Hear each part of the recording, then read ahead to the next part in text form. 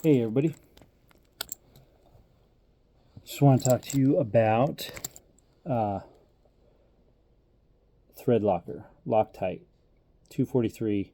So I use this whenever you have retention screws on your holster, if you have a shoulder holster or something like that that has screws for the fitting. Put a little dab of this in there and it'll keep the screws from walking out through use.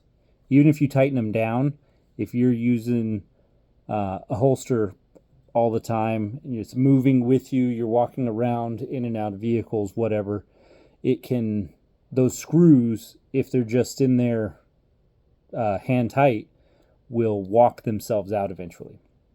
And I learned this lesson the hard way as I was walking around and like parts and pieces of my holster start falling off. So don't do what I did. I had to wait till failure and then discover this stuff. And it doesn't take much. A little dab will do you. There's a little instruction of how it works. Just put a little bit on there and then screw it into the nut or whatever it is. Whether it's you also use this on optics if you have an optic on your pistol. Take the, whether it's direct to the slide or on the plate or whatever, you put it in there, put a little dab on the screw, screw it in, and it'll keep those screws from backing. Pretty much any screws you don't want backing out. What this is not for is muzzle devices, so there's something else for that, and I'm not really, I think it's red